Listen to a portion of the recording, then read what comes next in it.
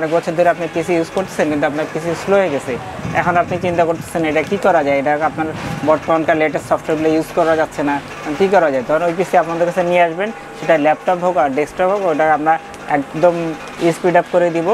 আপনার ধরেন বর্তমানে সব ধরনের সফটওয়্যার চলবে, কোনো ধরনের মানে চলবে না এমন কিছু নাই, সেটা এতটুকু আমরা স্পিড করে দিতে পারবো এবং এতটুকু আপগ্রেড করে দিতে পারবো। সেই সফটওয়্যার বলেন আর র্যাম বলেন বা হার্ডওয়্যার বলেন, এভরিথিং আমরা আপগ্রেড করে দিতে পারবো।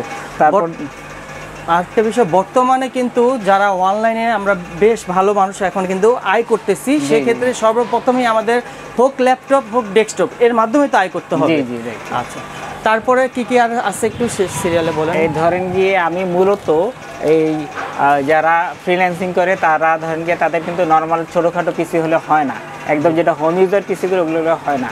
হ্যাঁ, কারণ ওই ধরনের আপনার একজন ফ্রিল্যান্সারের জন্য মিনিমাম 70-80-100টা ট্যাব ওপেন করতে হয়।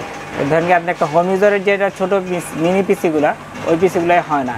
সেই কারণে আপনার এই যে ধরেন আমরা এই ধরনের গেমিং পিসিগুলো, গেমিং মাদারবোর্ড দিয়ে বা প্রফেশনাল এই ধরনের মাদারবোর্ড দিয়ে আমরা পিসিগুলো দিই, এতে কি হয় আপনার 100-150 পর্যন্ত আপনি ট্যাব ওপেন করতে পারবেন। হ্যাঁ, এই ধরনের প্রফেশনাল মাদারবোর্ড দিয়ে যখন আপনি ভিডিও এডিটিং করেন বা ফ্রিল্যান্সিং করেন, কোনো সমস্যা নাই, যত খুশি তত লোড নিতে পারবে এইসব পিসিগুলোয়।